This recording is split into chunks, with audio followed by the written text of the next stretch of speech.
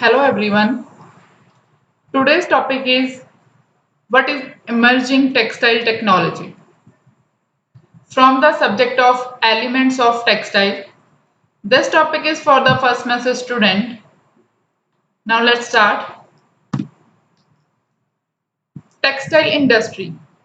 The textile industry is a global industry. This industry is one of the largest industry in the world and employ millions of people.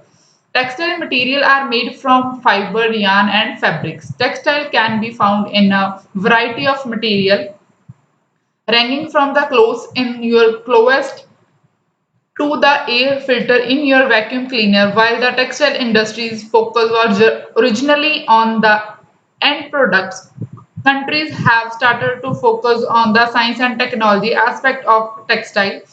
The ability of a country to create new machines and technology gives it manufactures an even larger share of the market, which in turn results in greater profits. अब textile industry क्या है? Textile industry जो एक ऐसी industry है जो बहुत बड़ी है। ये वर्ल्ड की लार्जेस्ट इंडस्ट्री है टेक्सटाइल, जहां पे कपड़ा बनता है उसे हम टेक्सटाइल इंडस्ट्री बोलते हैं।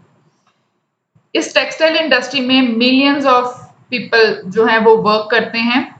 उनका रोजगार जो है वो टेक्सटाइल इंडस्ट्रीज से चलता है, क्योंकि ये वर्ल्ड की बेस्ट और लार्जेस्ट इंडस्ट्रीज होती हैं। इनमें जैसे फाइबर होते हैं, उनसे यान बनते हैं और यान से कपड़ा बनता है। ये सारा प्रोसेस जो है वो टेक्सटाइल इंडस्ट्री में होता है।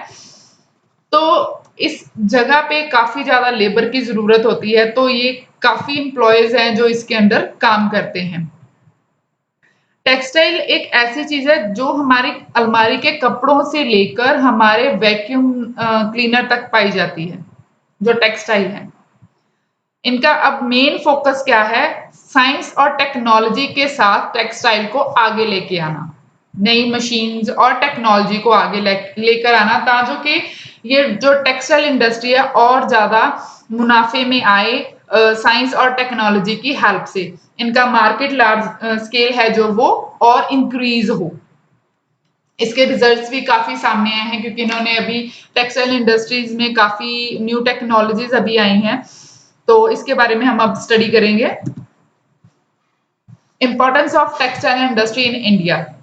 इंडिया में टेक्सटाइल इंडस्ट्री की क्या इंपॉर्टेंस है?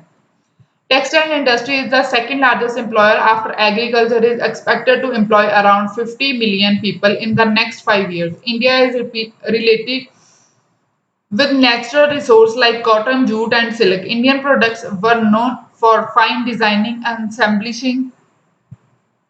embellishment and craft. Besides this, the ancient Indian fabric designer and weavers were one of the best in the world. अब टेक्सटाइल इंडस्ट्री की क्या इंपॉर्टेंस है? ये सबसे बड़ी इंडस्ट्री है इंडिया में और 50 मिलियन पीपल जो हैं इसमें काम कर रहे हैं, और आगे वाले 5 सालों में भी और 50 मिलियन में जुड़ेंगे।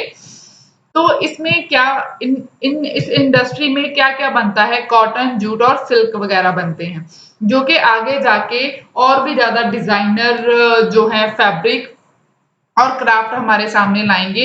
इसमें एक ऐसे डिजाइनर्स भी हैं जो वीविंग और उसके अलावा और भी जो कॉन्सेप्ट है वो वर्ल्ड में लेके आएंगे, और इसमें और भी ज्यादा साइंटिफिकली और टेक्नोलॉजी के साथ काम करके इसको और आगे तक लेके जाएंगे।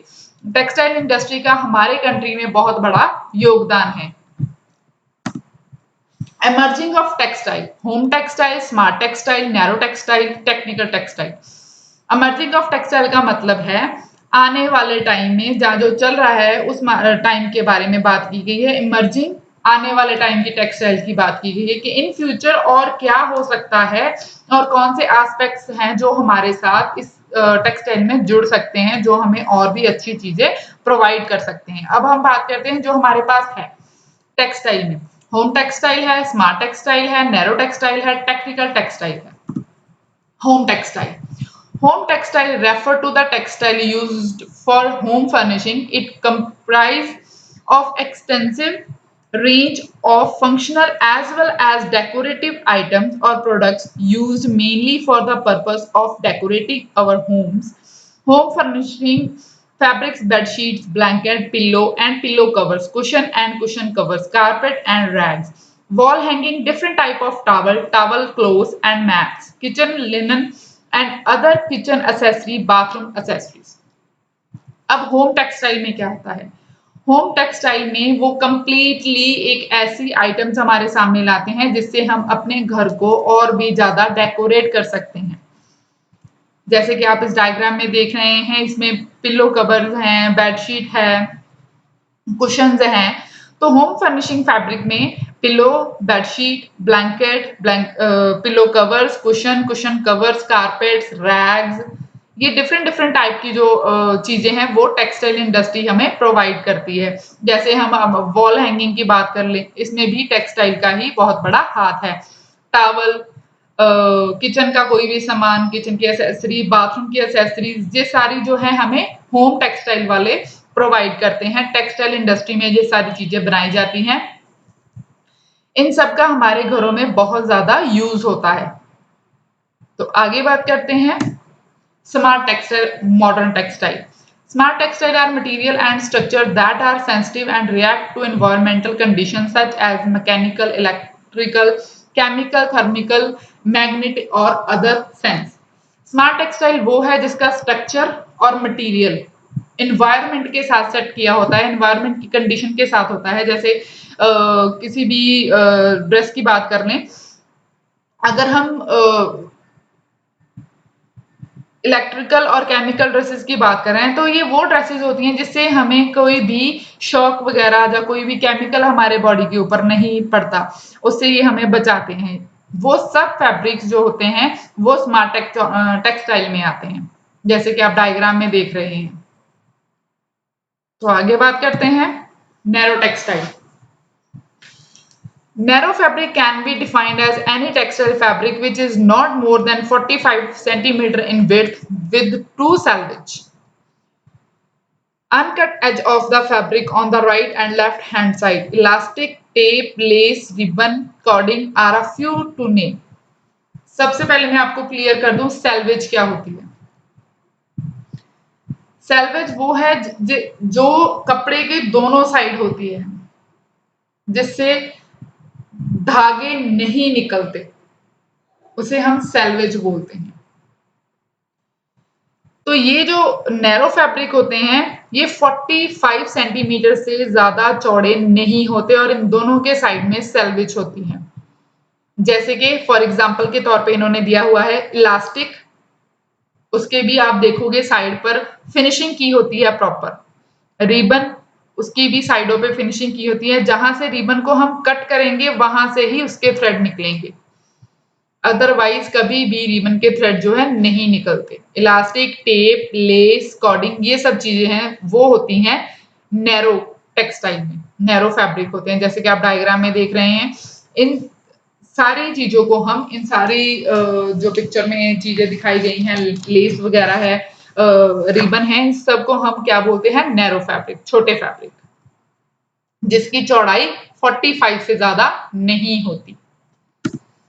आगे बात करते हैं technical textile. Technical textile including textile for automotive application, medical textile, Jio textile, agro textile and protective clothing.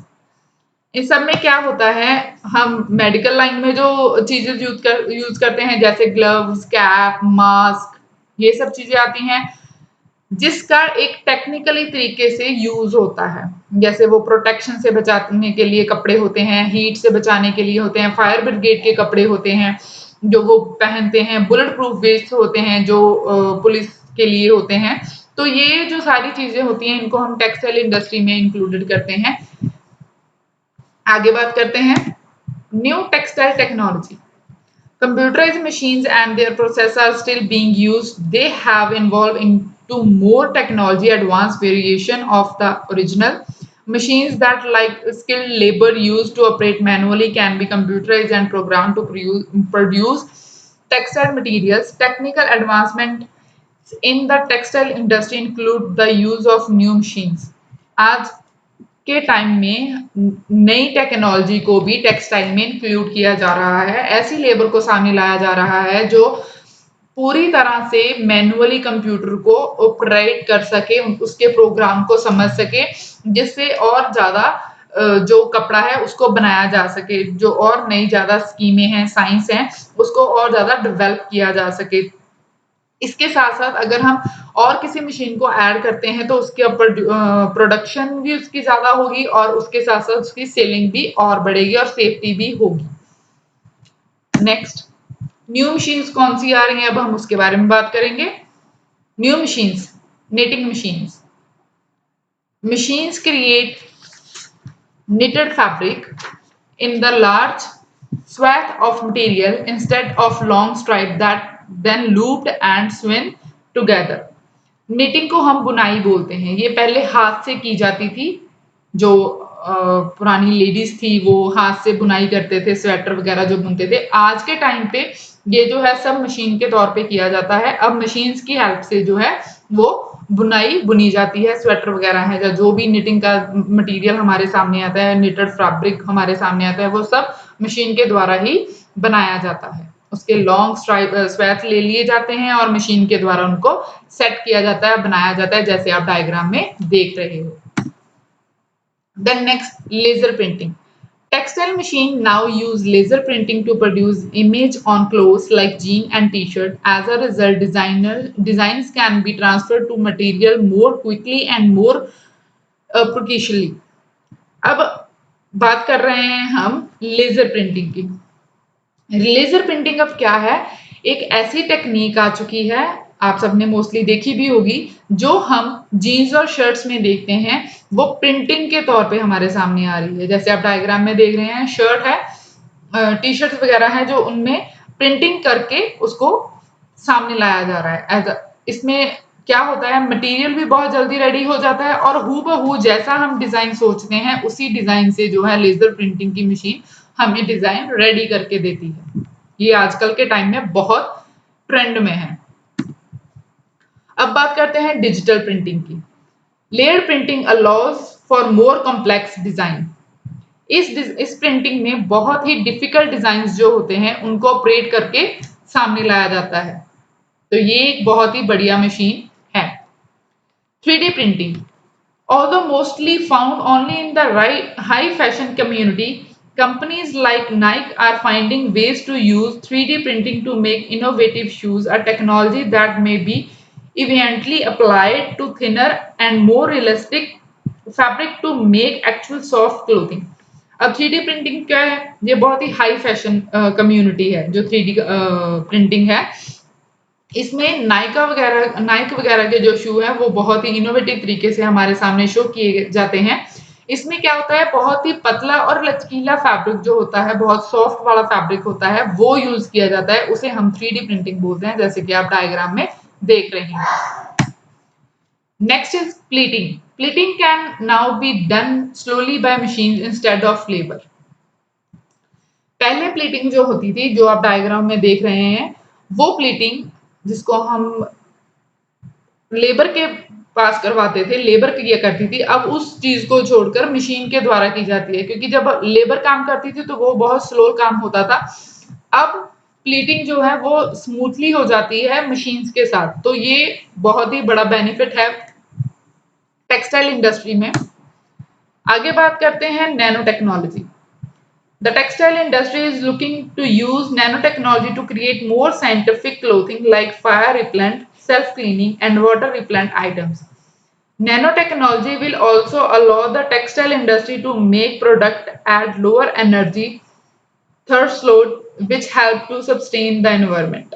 Nano technology वो टेक्नोलॉजी है जिससे साइंटिफिक तरीके से कपड़े तैयार किए जाते हैं, जिसमें फायर ब्रिगेड वगैरह, पानी के जो आइटम्स हैं, पानी सोखने वाले वो आइटम्स, पानी को रोकने वाले वो तैयार किए जाते हैं, सेल्फ क्लीनिंग के कपड़े तैयार किए जाते हैं। बट इसमें ये है कि इसमें एनर्जी जो है वो कम यूज होती है और ये एनवायरनमेंट को है जो वो साफ रखता है। नैनो टेक्नोलॉजी में ये सबसे बड़ी बात है, ठीक है।